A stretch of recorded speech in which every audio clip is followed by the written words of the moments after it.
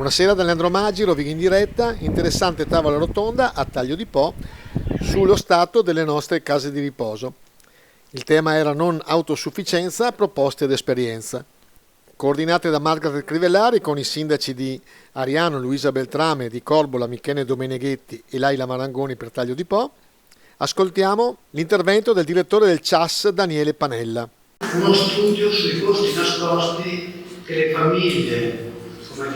assorbono nello stimare la dimensione economica di questo fenomeno. Questo è un dato ancora poco studiato, quasi ignoto, e che ha una dimensione soltanto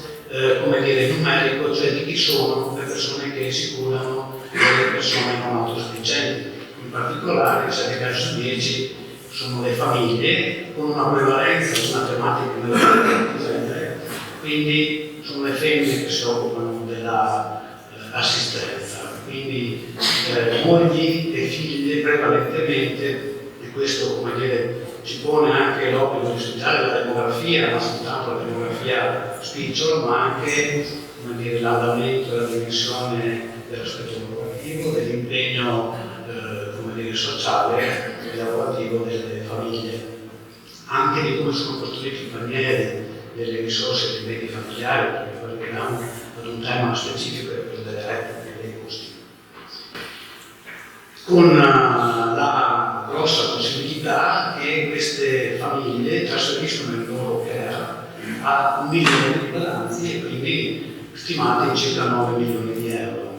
E ci sono pubblici che sono Stiente, Badia, Leghinaro, Rovigo, Crespino, Capozze, Avia, Corbola, Ariano e Taglio di Po, quindi i nostri 3, 600 di servizi non profit, quindi gestiti da cooperative, sostanzialmente Castelmassa, 300 Chicrolo, Sundertiano, Porto Viro, Portofino, 5 centri di servizi privati, Fittavaro, Canale, Viguli del Doge Torino, e un centro di servizio privato in realizzazione non ancora partito, che è quello di Frassinelli.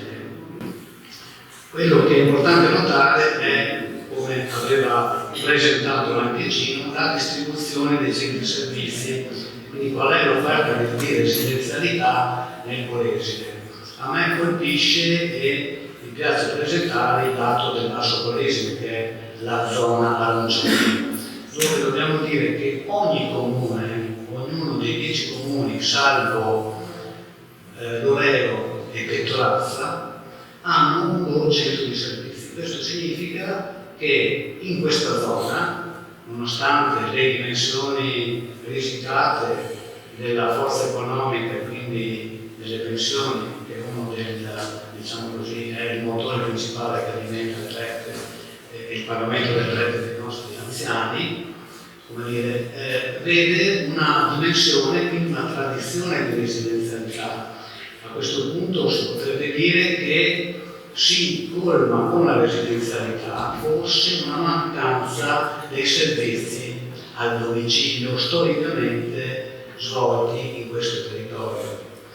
Ma, ad esempio, e anticipo una delle questioni che ci sono prima, il CIAS stesso, e poi vedremo chi è, cos'è, non svolge soltanto servizi residenziali, ma nel territorio dell'isola di Ariano svolge con profitto anche i servizi di assistenza domiciliare, la cui delega è stata subordinata alla delega che normalmente si fa dalla ex ULS 19 o la ULS 5, facendo quindi una scelta di campo, cioè affidando alle proprie strutture residenziali dei compiti di territorio